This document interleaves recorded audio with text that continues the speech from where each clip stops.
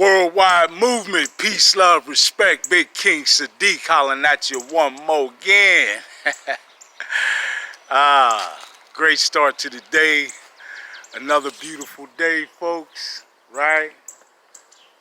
True indeed. True indeed. All right. Thank you all for checking me out once again. I love you. I appreciate you so much. Please continue to do that. So we can, and please like, share, subscribe, right? So we can keep this message going and continue to do what? Build a worldwide movement, peace, love, respect. Right. I love it. All right. Thank you all once again. Another beautiful day. Spreading peace, love, respect to everyone and everything. And this video, the inspiration for it came to me rather abruptly, right? As I was sort of self-pontificating, just busting it up on this subject in my own head. And I wanted to share a little bit of that. So we're going to call this the difference between making love, sex, and effing. I'm not going to cuss and say the word, but you know what I'm saying. So, actually, unfortunately, I do have to say the word because we need to understand the roots of that word, where it came from, and the hidden meanings behind it. Okay, so the word is fucking, right? All right.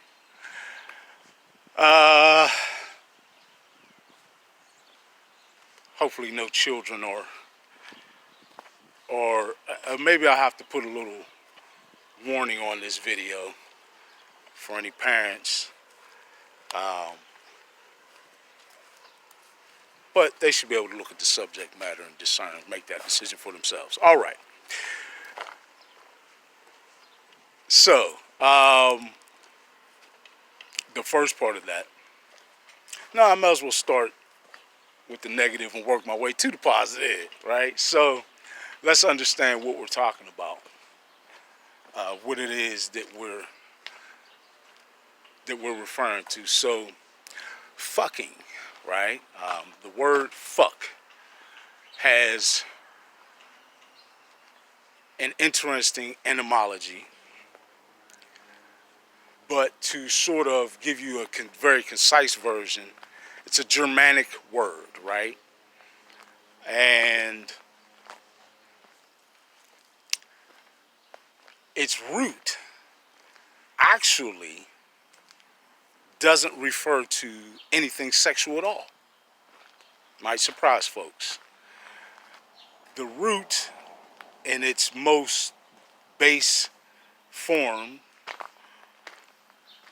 actually refers to violence,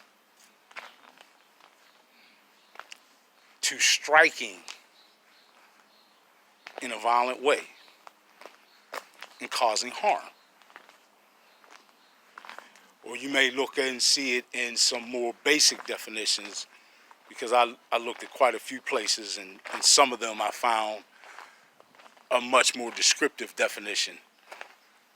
So you may end up initially coming across some more mundane definitions that still basically brings you to the meaning of the Germanic root word, which you can look up the etymology on your own, right? But the basic inference, right, and the whole point behind that word is a reference to violence. Now that's fact. Check it out for yourself. In some American dictionaries, you know how they like to list 1 and 2. With Webster and some other popular common dictionaries, they actually have started to list the colloquial meaning for some words as the number one definition. And so they're actually inviting you to the connotation rather than supplying you with the more literal denotation. And there's reasons for that as well. That's why it's important to do and research the etymology of a word. What language is it derived from? What are the root words that it's derived from? And what are those meanings and definitions, right? So that's what we have with fuck or fucking. If you'll pardon me saying so, I don't even like to say the word. Because once you realize what it actually means and then you say it, you really sort of hear it, right? Like, this is not really a smooth word. It sounds sort of like a violent word, right? And that's what it is, folks. So we need to understand that. I would entreat upon everyone to stop using that word, period, in your vocabulary, right? The same way I entreat upon folks to not use other negative but popular words like nigga, right? I think I did a whole video on that. And if I didn't, then I may shortly, right? I'm going to go back through my own library and see if I've made a sufficient video touching on that. But, yeah, this inclination we have to latch on to and sort of blindly make prolific usage of words that often we do not know what they really mean, right? For example, the word blessing, huge one. I'm not going to change the topic of the video here, but just to give you an idea of how we often don't have a solid grasp of what words really mean or where they come from, right?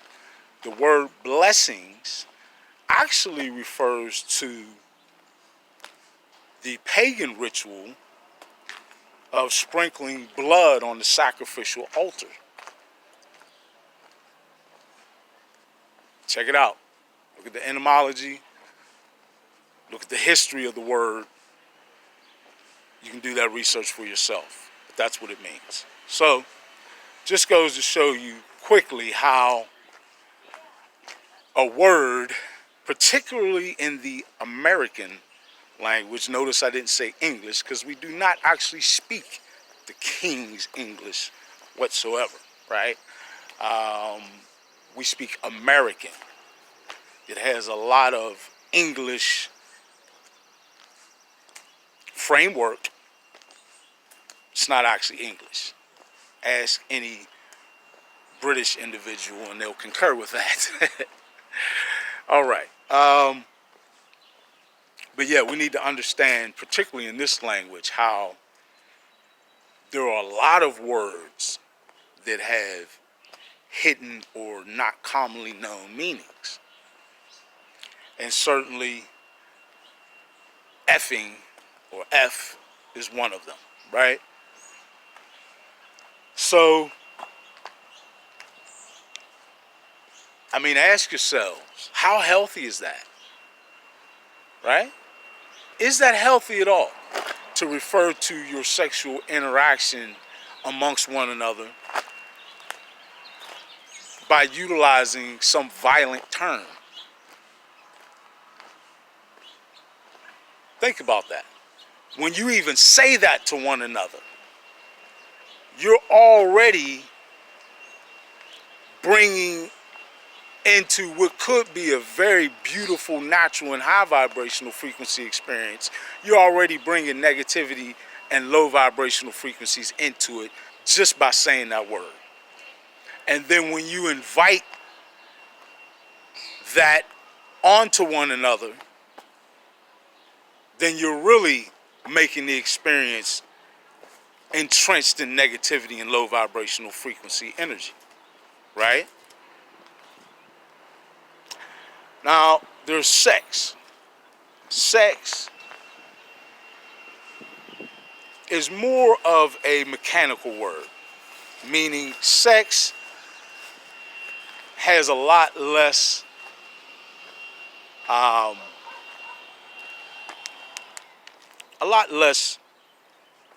explosive implications attached to it, right?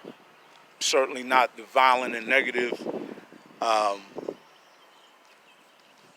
things that are attached to effing or F, right? And I find it to be, and you can make your own discernment, but I find it again to be a very mechanical word, just a descriptive word that describes the actual physical act, right? Nothing wrong with that. I would say if we were to set this up as negative, neutral, and positive, sex would be the neutral, right? It's not really positive or negative. It's just simply a descriptive word to paint the picture of the act, the physical act, right? Not just of intercourse, but of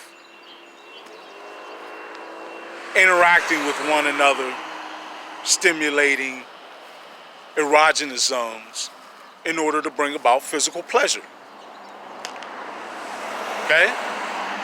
Very straight and narrow. So that's the neutral word or description that we can give to that physical act, right?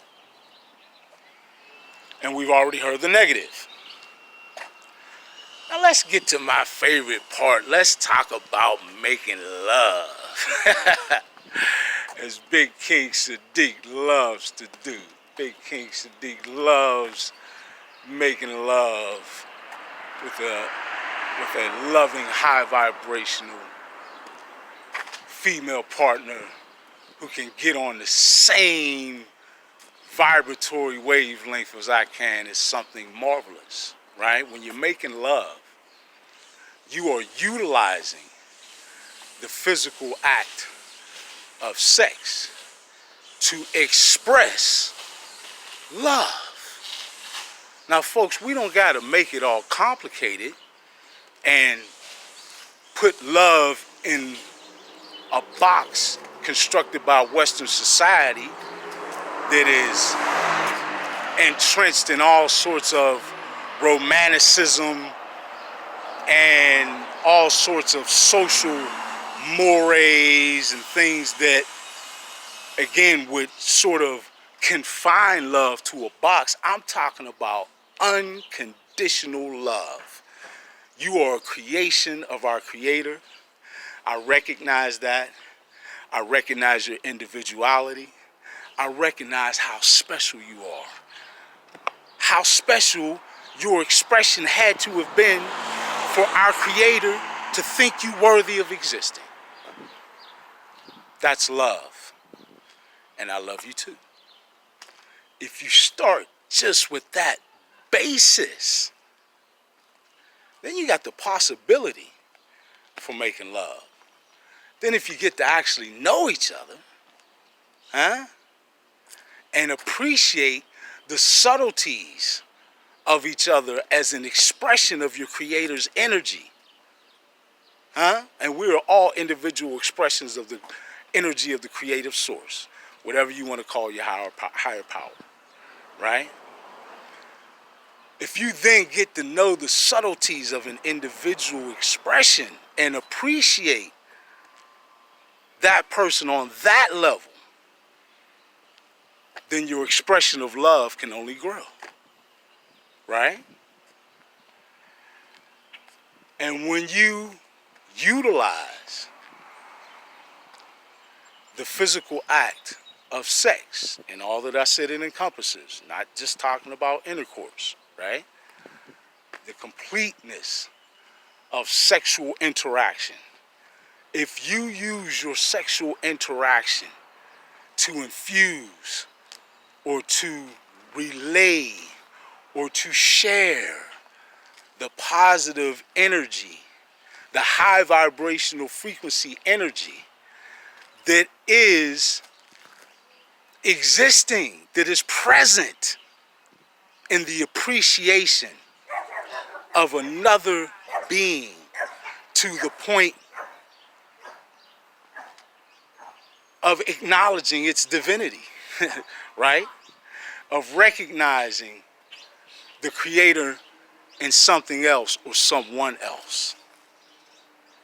When you are able to appreciate and love unconditionally another person in that way, and then you express as completely, as fulfillingly, and wholeheartedly as you possibly can that love by utilizing sexual expression, right? Then it becomes something beautiful altogether, and it becomes making love, right? Which for anyone, and some people have never made love in their lives, folks, more than we might think. Quite a few individuals, many people have never made love in their lives. They've only known either sex or outright effing, right? And that's all they've ever known. And don't know the difference. When we utilize our physical expression in a sexual manner to convey our love, gratitude, energy for another beautiful being, another person, we're at that point sharing each other's energy intrinsically. And the possibility for a beautiful expression of that exists.